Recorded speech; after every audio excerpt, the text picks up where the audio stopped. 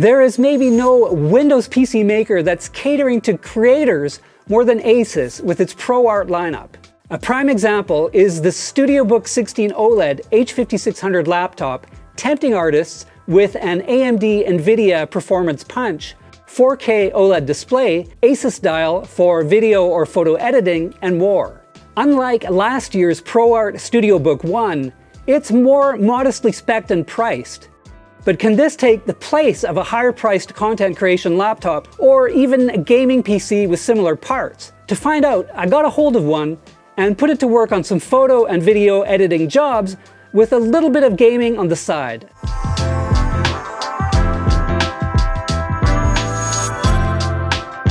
The ProArt Studiobook has an attractive, basic black, square-edged body, with the only noticeable feature being the subtle ProArt logo on top.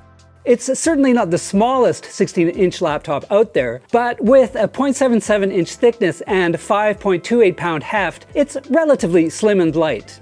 ASUS says its Ice Cool Pro thermal solution boosts airflow by up to 16%, keeping noise levels below 40 dBA in normal mode.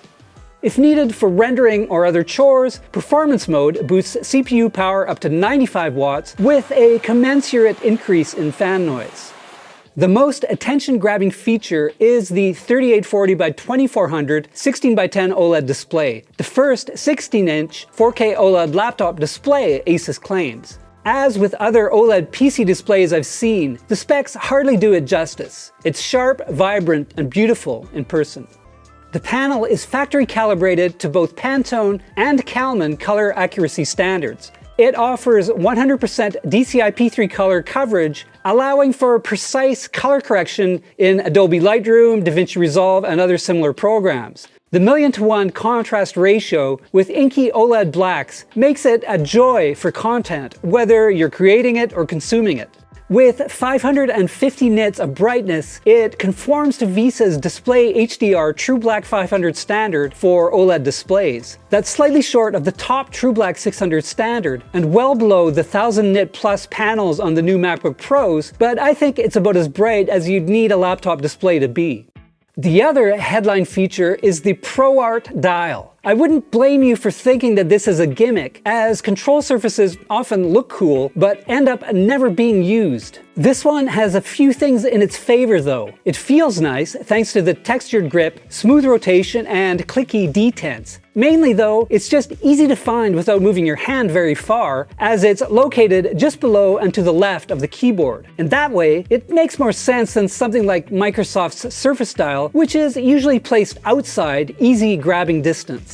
With no app open, you can use it to turn up the sound or increase monitor brightness. You really need Adobe's Creative Cloud suite to make the most of it though. With Photoshop open, pressing the dial launches a dedicated menu with brush options, layer zoom, and so on. Pressing the brush menu option opens sub-options for hardness, flow, opacity, and more. Premiere and After Effects have similar custom menus. I've used control surfaces in the past as part of my former video editing career, but I haven't been a big fan of them on PCs. However, after trying the ASUS Dial with Photoshop and Premiere Pro, I got used to it pretty fast. It was natural to keep one hand on the keyboard and the other on the dial to jog video, swap tools, and so on. Before long, it was second nature and sped up my workflow. Moving to the front of the laptop, the trackpad is smooth, responsive, and has not just 2, but 3 buttons, taking me back to the 2000s when all PC mice had this. The third one adds an extra control that could be useful for 3D or CAD apps, editing, and so on.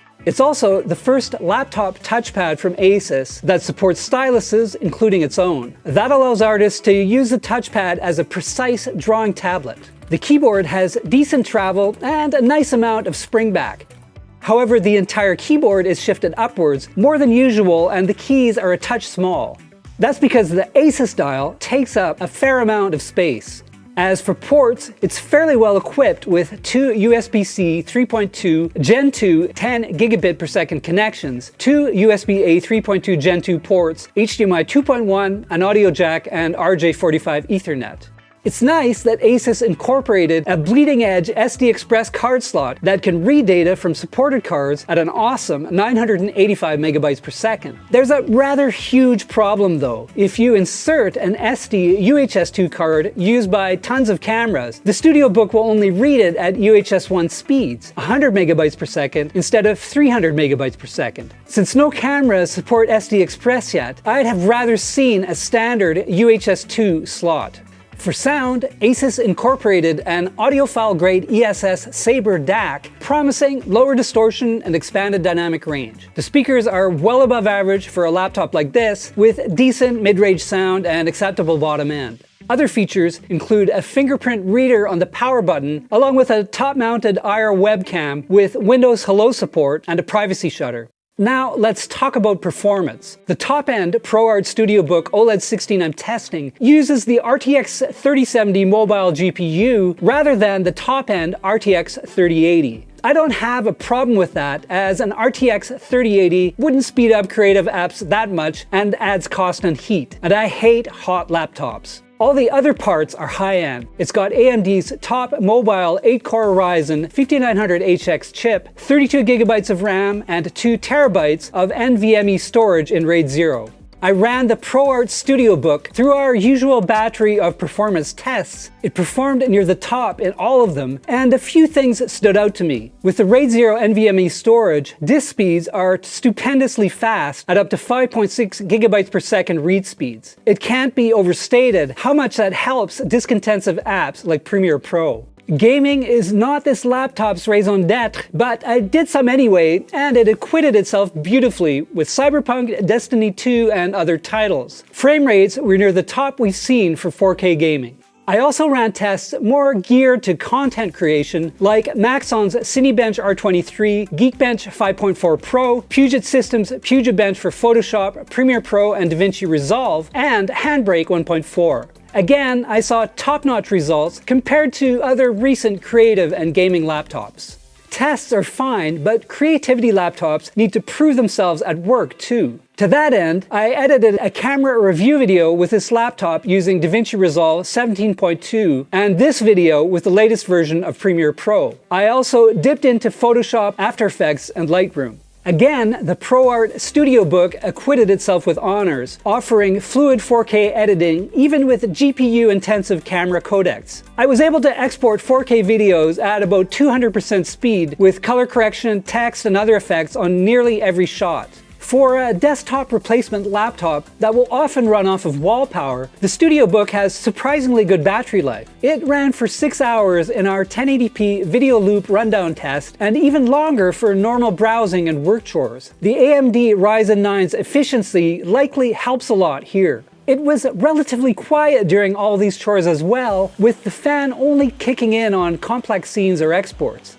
In the end, is the ASUS ProArt Studiobook 16 OLED laptop worth getting over rival creative models or a comparably equipped gaming laptop? Without a doubt. It's not just fast, but smooth and reliable across creative chores. It handles 4K editing and large photos without getting overly hot and noisy. It's not even a bad gaming machine, though the 60Hz 4K screen isn't ideal for that. We don't have exact pricing yet, but the model I'm testing here is going to cost around $3,000 and offers a better spec list than any rival creative laptops in that range. And don't forget that this Studiobook has features not found on any laptop, creative or otherwise, like the 16-inch 4K OLED display and ProArt Dial. I haven't been excited about too many laptops lately, but I'm pretty gaga about this one, and I can't recommend it enough. Thanks for watching, and to stay on top of the latest review videos and more, please hit subscribe.